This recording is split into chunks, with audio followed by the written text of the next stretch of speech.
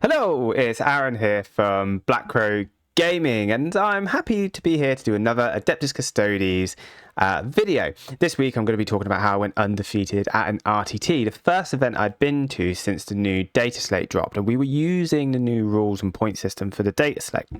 Very exciting. It was an 18-person RTT, but it was just full of Black Crow players.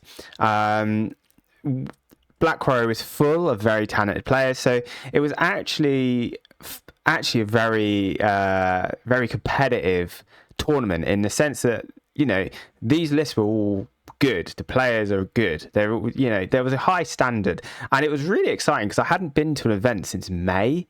I've had a bit of a break, and then I've been able to go to this RTT, and I've kind of wanted to see how I was getting on with my Custodes. I took a bit of a meme list, and we talked about this in the last video, and we all had a bit of a laugh, me and Lee at the end, and I ended up taking an Alaris Land Raider build list, and I'm going to show you what the list is, don't worry, and we'll talk about it. But I did go undefeated. I actually came second overall because my final game was a draw. Which is great, and I went into an amazing player for my final game. But as you can see, before we get into it, let's talk about some of my wonderful sponsors. We're sponsored by Glasshammer Gaming. If you go into the Linktree below and you want to buy some miniatures at a discount, go to Glasshammer Gaming. We get an additional discount by using our affiliate link. All of that helps our channel grow. Likewise for Trident Futureworks and Terrain Forge, all of that just helps us. And we like to be able to provide this for our fan base and our players and the people who watch our videos.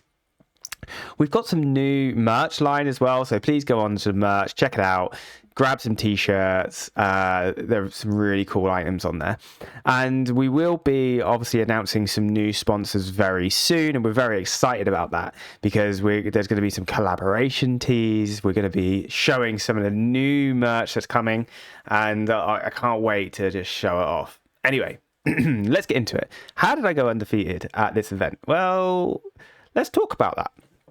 So I went into this thinking, I wonder how well Adeptus Custodes is going to do. Now, the new slate results are in, and I did borrow these stats from Auspex Tactics because Meta Monday actually hadn't updated yet. So thank you, Auspex Tactics. Apparently, Adeptus Custodes have a 54% win rate after the first weekend. Now, I believe this will tone down as the meta adjusts, but I think Adeptus Custodes are in a good spot, and I actually don't think they really need much more adjusting. Don't get me wrong, like our Forge World units, I think we're going to be saying goodbye to in 11th, certainly, or maybe keeping some key ones. I think we're probably in line at some point for a range refresh. That would be lovely. The big thing I noticed about these lists is that we're able to just fit guard in, which is nice. And they were really useful, actually, because it meant that we had a lot more stuff. And before, Adeptus Custodes could feel really elite. So elite that we were really easy to kill, and we didn't have a lot of stuff to kind of trade. Whereas now, I feel like there's a slight change. And the way you build your list is different. I don't think you're stacking Warden bricks anymore. I think there's more to the list building game. Definitely think the list will vary hugely from that in the States to that in the UK and that in Europe. And I'll kind of talk about this, and I'm going to show you the list that I took this weekend. Now, you guys decided that you wanted a meme list, and that was really cool. And I went along with that. And as you can see here, these are the results. So we've got Toby. Everybody knows who Toby is. He's the top Dark Angel player, top 10 player in the country currently. And he won the event. But obviously myself and Luke, we drew. I managed to score a few points more than Luke in my other games. But Luke is also applying, in the process of applying for Team England, and he will be representing Team England at the Pyra event, which I think is held over in Poland. So Luke is an incredible player and has a real shot of ending up in Team England. And Toby's now going for Team Wales, and he'll hopefully make the Team Wales team. And we kind of all duked it out, and it was great. And these results were, as far as an RTT goes, it was a pretty competitive, and a lot of people there knew what they were doing, and that was really fun. So it was an 18-man RTT with Black Crow gaming players and the odd merc. Luke represents Redacted. Redacted are really good friends of Black Crow Gaming. They have some amazing players as well. I went undefeated and come second, as you can see. I took a list that I only contained one Warden Brick. Shock, horror. One Warden Brick, one Blade Champion. And everybody's probably thinking in there, like, whoa, Arron is normally all about the Warden spam. And yeah, I did. I toned it down, and I'm going to show you why. It was meant to be a meme list. I didn't think it would do this well. My title was even suggestive that this list could be bad. But actually, it was very good. Very strong. And my undefeated list, and I borrowed this Land Raider from Reddit because it's cool, but my undefeated list took a Blade Champion, a Lara Shield Captain with Ad Monomortis, 2x5 Custodian Guard with a Shield and Sword Custodian Guard in there. And that's because the reason I took the Custodian Guard with a Sword and Shield was because I wanted to tank that free damage. Free damage comes at me, at least I can eat some of it with that one Sword and Board guy, because you're taking 2 wounds away essentially. A 1x3 Alaris Terminators, and they were going with the Alaris Shield Captain. A 1x2 Alaris Terminators. Now, the reason I did the build this way is because then I could fit all those units into one Land Raider. So it meant I had 2 units in that Land Raider that I could spit out doing different things. That was pretty cool. That worked out really well. I had one set of Custodian Wardens with a Vexilla and 1 Axe. I like to take an Axe because I like the damage free in there. When you're going into a Knight meta, an Elite Army meta, sometimes that damage free, yes, it's AP1, but does pop off. And it did pop off. Caused, chunks damage. And that's what you wanted from that one guy. And 2x4 Prosecutors, obviously, one set of Prosecutors was holding my backfield. The other was just kind of going off doing actions and then dying heroically. The Land Raider, which was there, as I previously mentioned, to house my Alaris and generally move me up the board, extend their movement range, because those Alaris hit like a tank. And before we move on, I'm going to turn around and I'm going to show you some things that maybe you didn't realise about this list that makes it very, very deadly. I had 2 Caladius Graph tanks, so I have a lot of tanks, and 1x4 Witch Seekers. Now, I want to highlight how much reroll potential is in this list. So the Alaris Shield Captain is with 3 Alaris. They get rerolls to wound into monster character units, characters, and vehicles. Cool. A Custodian Guard get reroll 1s if they're off an objective, and if they're on an objective they control, they get 4 rerolls. Very deadly. The Caladius tanks, twin linked. Very deadly. You've got the Land Raider in there. So just doing a general shooting, not twin link, but I've actually got 12, strength 12, AP 3, damage D6 plus 1 or 2 shots in this list, which is an awful lot of just high strength damage. Now remember, our Land Raiders are venerable Land Raiders, so they hit on 2s, which makes them actually quite efficient. And you can move them 10, get guys out for 3 inches, and then charge. You're essentially making it so that you've got a 13-inch move with that unit, which is massive because your Laris only move 5 ordinarily, and they can't advance and charge. So this is the equivalent of having advance and charge baked in a freaking Land Raider, which is great. Now, if that doesn't pay off and you fail your charge and then they get shot but manage to survive, you can spend that 1 CP just to fling them back into that Land Raider. And then they've got to get through the Land Raider again, of which you can pop smoke if you've got the CP and so on. So it's a very defensive, actually. And the Land Raider acts as its bait 9 times out of 10. Obviously, the Warden Brick was there. The Blade Champion of Wardens was to just be that threat. I've got an advance and charge unit. What are you going to do about it? I'm going to stick it in the middle, and now you've got to work around me because they will kill what they touch. And the Custodian Guard, I was worried about how easy they are to kill, and they are easy to kill, but my God, do they punch up above their weight.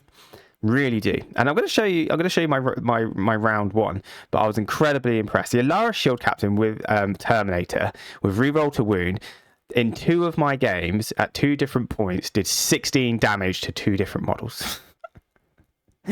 which was one of them was to a knight, almost one popping a knight, and the other was to a demon prince. So absolutely mutilated the demon prince, absolutely ruined the knight. He was excellent and a huge threat to be avoided. So my round one looked a bit like this. It was into Imperial Knights. I'd never played Taylor and was a really fun game. The 6++ feel no pain from the Knights, because it was the old Knights, not the new Codex, was really annoying. And Knights hit hard, and this was a tough game for me. Taylor played them really well, and I wasn't entirely sure what I could do. So my deployment and reserves was key. Now, as you can see, I kind of put these little dots here. Now, the point of these dots just kind of indicate what I was deploying and where. So this big one here was a Land Raider. Some Witch Seekers were there. And I had a Caladius tank here and a Caladius tank here. Now, the purpose of these two Caladius tanks was one could drive this way, shoot up this line. This one could drive this way, shoot up that line.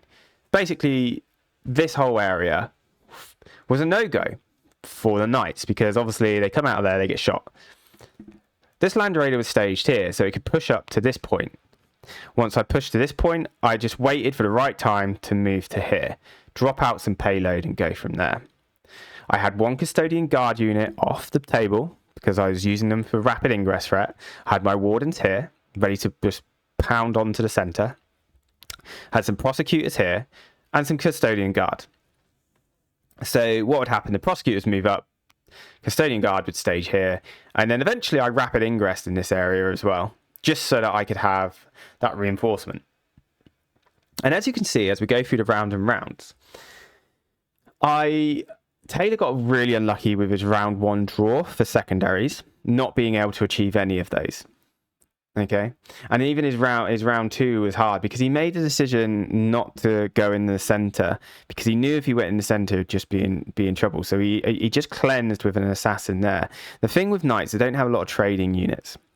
Now, obviously, at this point, it was great for me because my round one was no prisoners, which I kept into round two. But I had cleanse, so I literally put some sisters out, cleansed. No prisoners and bring it down. Well, all I had to do was kill one of the baby knights that he took. I got both of those. Engage and marked with death. Now, this is where Taylor made an error. He'd left a navigator on this section here, which he'd moved in. I'd already pushed my guard up, and he didn't think that actually I might walk out here and kill guard because he'd put a knight lancer here, and he was like, okay, you're going to kill this Light Lancer, so I'm going to mark this one, this one, and this one, thinking that I wouldn't go after the Navigator and forgetting that I had a Custodian Guard brick here. So actually, I picked up the Lancer, I picked up the Navigator in that turn, and I had Wardens here, Terminator here, everything was going on in the middle. Made it really strong for me because I was able to get engaged, marked with death. Right, moving into the next one. Now, it was Storm Hostile Objective, and the only objective he held at this point was all the way over here. I don't want to go there. I don't want to touch that with a barge pole. He had that uppy downy knight that was just shooting me loads, and I needed to deal with that. So when he brought it down, I got my Alaris Terminators, which I'd picked up earlier in the game, and rapid ingress them back down here for free because of the Shield Captain rule.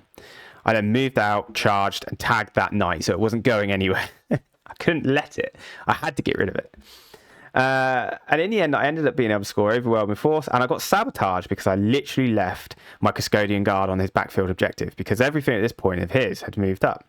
So I was in a very strong position. I was going second.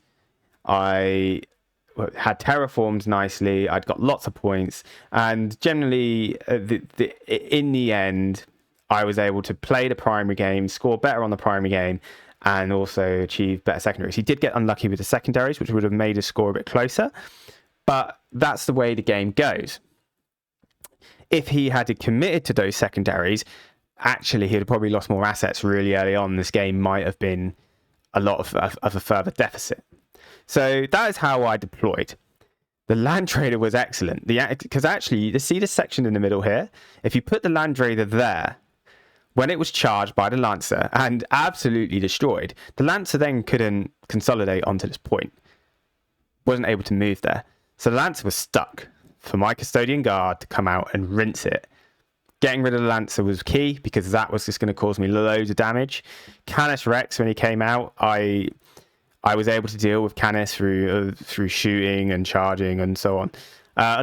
Canis was alive. I apologise. That was an error. Canis I allowed to live, and I just got rid of that uppy downy knight to tag.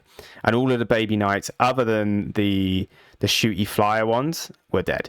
So actually, I was able to play around him and score points, and this just went really well. This was a good deployment, and this is what I'll probably do in the future. So I went into my round 2, and I was really nervous about my round 2. Oh, also point, Alaris always started in the Land Raider. So I was really worried about my round 2, very scared of this matchup. It's Death Guard. Adam's very good with Death Guard. He's been playing them really well for a while. He's been getting great results at events and Super Nagers. I reserved all my Custodian Guard ready to counter the rapid of the Death Guard Terminators. And you're probably thinking, wait, what? Well, look, Death Guard Terminators are always starting in reserve. They're dropping down 6 and then charging and killing something. And I was like, well, okay, you're going to drop down there. I'm going to rapid next to the thing you're going to charge. And then that makes it a hell of a lot less likely. Yes, they may kill the asset, but you're going to lose the Terminators in return. So unless they're punching up, the trade's not worth it. So, and that's exactly what I did. That was my play. I kept my guard in the air. I had my tanks around here.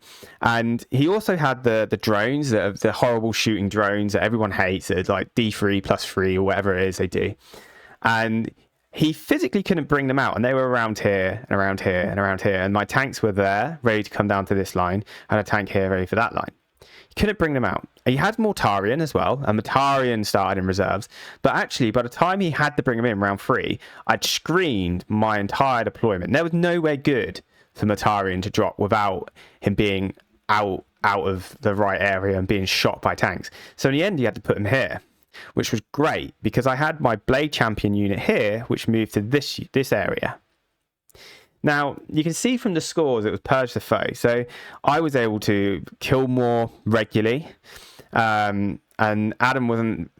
There were times he might not have held more, or he might not have been able to kill more. But he was consistently getting 8 points throughout the whole game because that was kind of what I was just allowing to happen. But there were times where I would quickly nick the objectives because I was going second. So I could steal an objective off him to force his drop in points. And towards the end, obviously, I was held more, killed more. I was just kind of taking over in the primary game. And the secondaries, obviously, he really struggled to achieve his secondaries. As you can see, no prisoners. Didn't happen in the first round. He got extend with Poxwalkers and Spawn. But his second one was behind enemy lines of assassination. Well, that wasn't happening. Couldn't achieve that because I screened him out from a 6-inch deep strike because I wasn't in his weird Nurgle shit. Sorry. So that didn't happen for him. And I was just gently getting mine. So I was getting my engage. I got my sabotage. I got display of might. I got overwhelm with force. I was able to achieve assassination because he had these characters keep dropping in this area here, which was great for me because I was just countering them. And then I was just achieving my secondaries consistently. Like he wasn't able to stop me doing that. And having those units just come down in reserve, take his unit, having another unit come down, take his unit, it meant that actually I was able to really reliably remove assets. And my long range shooting with the 3 tanks is hideous. And he knew that. So he came down, killed 1 tank. I killed the unit that killed the tank. He still then was stuck because I had a Land Raider and I had the cleared grab tanks. Land Raider at this point then, I moved the Land Raider to the center because that's where the fun was about to happen in turn 4, turn 5. And it took me 3 turns to kill Mortarion, by the way. Because when he brought him down here, I obviously, with my Blade Champ, charged it. I'd already moved my Land Raider to here, got out my Terminators to deal with the middle. So I had my 2 beef units here. I was here, and then I was getting ready to kind of come over here and deal with it. So it was a very good game. Me and Adam had a great laugh, but it ended up 93-54 to me. And it was basically the game was won on the secondary play. Adam maybe got a little bit unlucky, but also I think it was just the amount of units I have now is in Adeptus Custodians is really good. Those 2-mana Laris blobs as well, by the way, when you want to just trade on a point, they're really hard to kill, and you can just get them out and send them to go do the job. And they came over here, my 2 Alaris, and they just kind of dealt with the spawn and were just really annoying, stealing that objective, which was in turn reducing the amount of points you could get. Very good. It also meant that you had to focus and bring some stuff over here, which you didn't really want to do. And again, the Alaris started in the Land Raider. So in round 3, I was into Luke, and Luke is an incredible player, and I knew this was going to be a really hard game. And we had a conversation about this, and the conversation was basically whoever goes first will probably lose. And I couldn't agree more. It really was a case of that. And neither of us wanted to push forward. One mistake was what cost Luke the win, thankfully. So I went first, and I was like, oh, great. And we were probably going to score 10-10 the whole game. And in the last couple, we managed to both pull 15s out of nowhere, which was great. He was obviously always going to get that 15 at the end. But the thing that dropped him for him is that he pushed out a Mauler Fiend, which he didn't need to. And he went for Storm Hostile and Tempting Target. And basically it backfired massively. I did the Tempting Target because I put a Custodian Guard unit here to tempt him out. So he came out with this Mauler Fiend that was sat there, and he pushed onto it. And unfortunately, he didn't kill the Custodian Guard. They did fight on death. They would manage to do loads of wounds in the fight on death. And then I was able to finish it off because I still owned the objective. And then I killed the Mauler Fiend, meaning that he dropped all those points early on. I think in that turn it cost him a nine points in secondaries, which I was like, okay, this is great. Like, worst case, and like I've dropped his points quite considerably. You can see here I've got my 2 tanks there, and these were just, I ended up pushing the Grav tank to here. My Land Raider was ready just to push out if I needed to. In the end, I did push to here, and we were just shooting down. I was shooting down there. So whenever he brought anything out, I'd shoot it. I couldn't push into the middle because he would countercharge me. He couldn't push in the middle because he'd countercharge me. We had some like shenanigans over on this objective here, and we had a little bit of to and fro from these points. But essentially, it was a massive stalemate of nobody wanted to commit. We both wanted to try and play it safe because we knew what was on the line. And I mean, I could have pushed harder in my turn 5, admittedly, because I had the resources to, but I, again, played safe because I'd kind of mapped out that worst case scenario was a draw. And best case was that he doesn't achieve these last 2 here. And yeah, it all worked out. We ended up with a nice draw. It was a great way to end the event. Luke is a fantastic player. As you can see, I had these Custodian Guard, which were the rapid ingress here. I had Guard and Sisters that pushed up here. Land Raider Venerable, and then I had a Land Raider here, Caladius here, and another Caladius, which I could shimmy out here. The list works really well, and I would implore you all to give it a go because actually it's really fun. Having all these different units with like nice different text was really interesting. And actually, I don't know what I'd change. I really, really enjoyed playing this list. Everybody I played into liked it because they were kind of like Land Raid on UKTC. But then when the Laris get out, you're kind of like, okay, I get it. I get it now.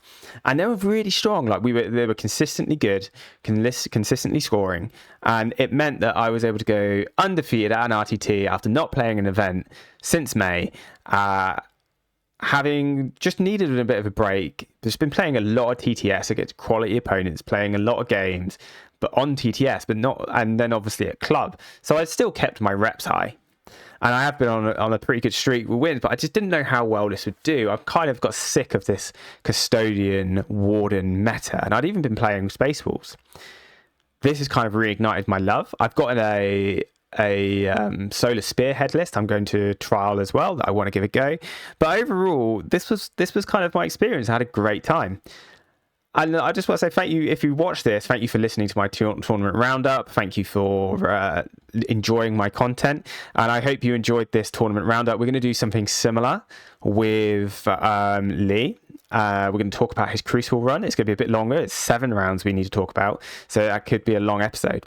But I just again want to say thank you. Please check out the merch if you enjoy the merch. If you want to send a super thanks, that'd be really appreciated, because all of this will just help me grow the club. But anyway, much appreciated. Thank you, everybody, and take care.